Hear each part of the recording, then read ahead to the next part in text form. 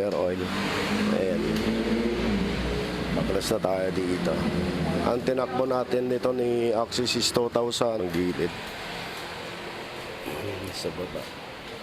Tingnan natin dito yung forma niya.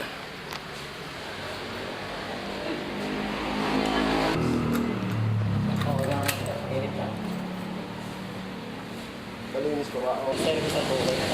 Oo, 2,000 nga. Kaya lumagpas na ng 2,000 pero wala nang lumalabas na oil change. Yamalob tsaka Ineos na pang Japan talaga. Ito talaga. Ito yung langis na gagawin ito natin.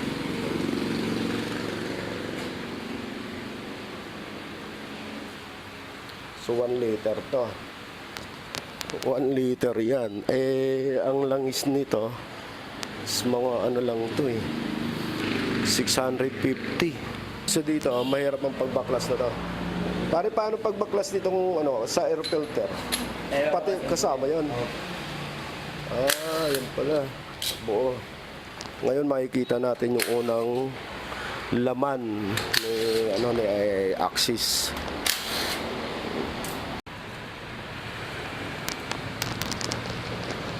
So ito mga pare ko, binabaklas na yung mga tornilyo dito sa panggilid natin.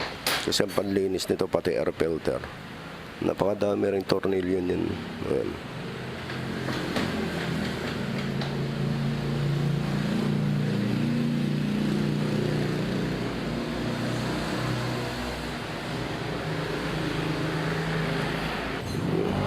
Ang mahirap dito, paano niya diskarte sa air filter. Yung air filter kasi pasok na pasok sa loob Ayun napasok sa loob. Tingnan natin ganito yung tsura niya pag nasa ilalim. Ayan.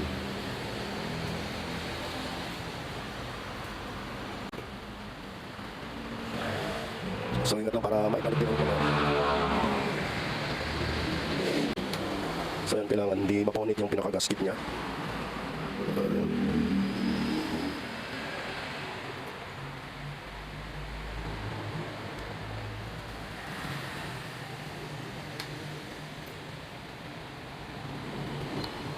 Para pag may balik pa rin ulit mamaya yung gasket niya.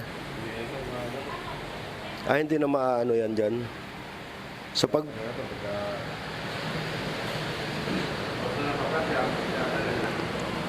tinatanggal na. Okay lang kahit wala nang niyan.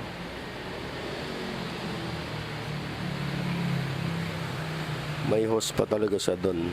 Ano tawag yon? Yung hose na yon para yan.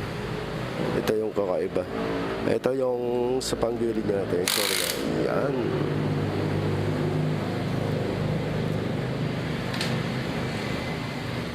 Ganito yung mukha ng panggilid. Ang cute. Napakaliit di ba? Ilang grams kaya yung flyball niyan?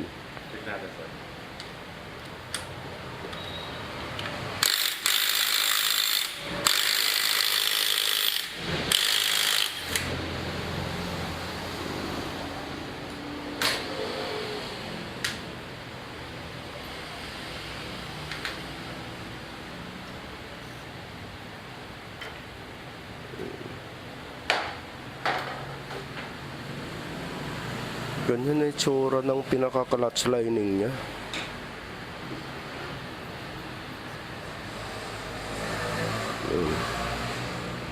Ibig sabihin, napakadumi na talaga sa loob.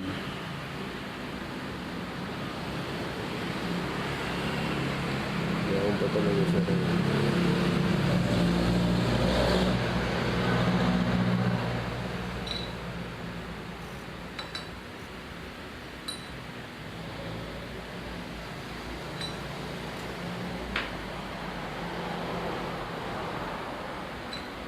Pinaka-plate.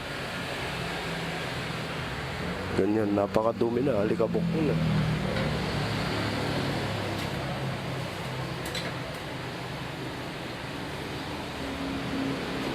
Ang dumi na ng panggilid sa 2,000 odometer. Ayan siya. Puro mga carbon na. Ayan ang mga pare. Ayan. Ang ano lang naman dito, paano pagbaklas ng sa air filter. Kasi pati air filter ay lilinisan daw.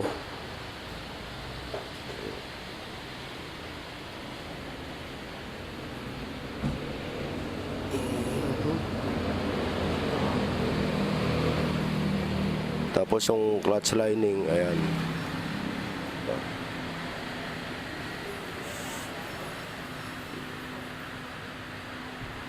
Tapos ito yung belt. Yung belt ng Axis 5N2143. Ito yung stock.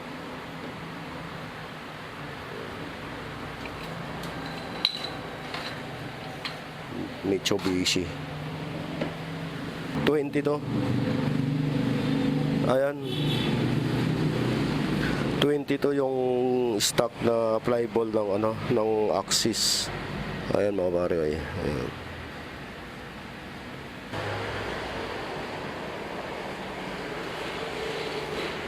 22. O ano yan?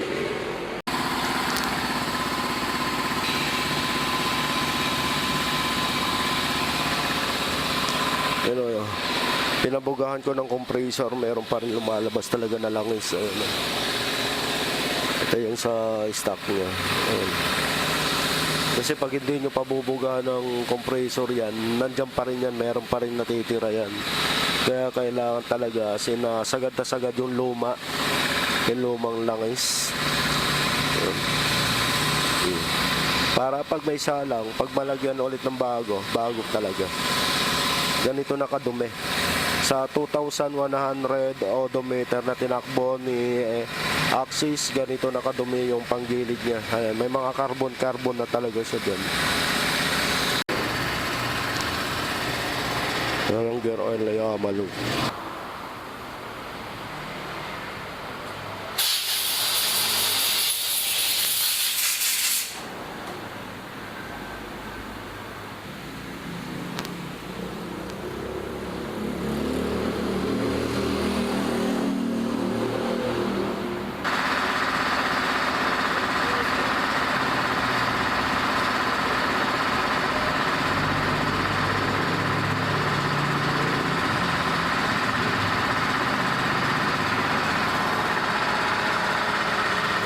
Ganyan itsura ng langis. Yan, Ineos. Ayan langis, oh.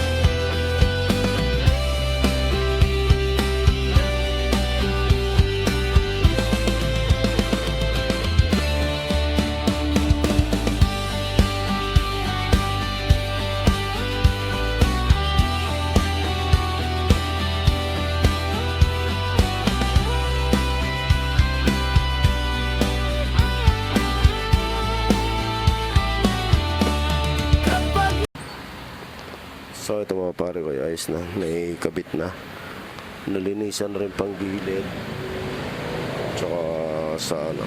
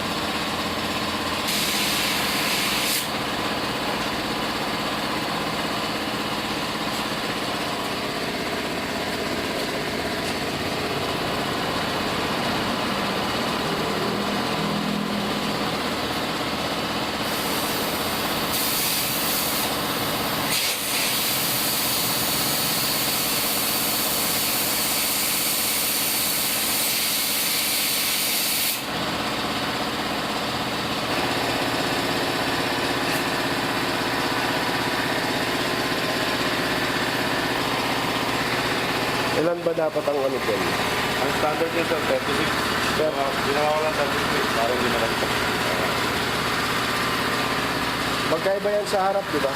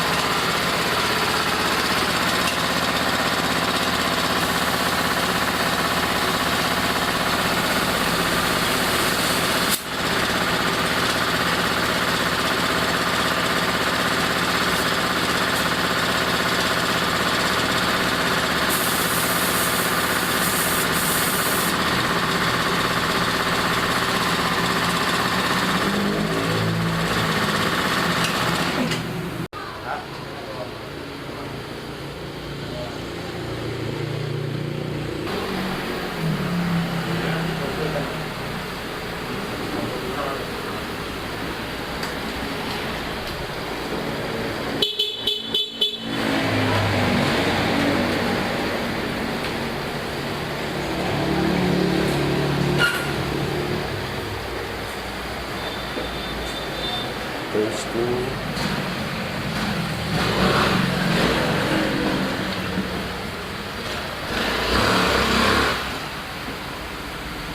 Testing na muna si Bob.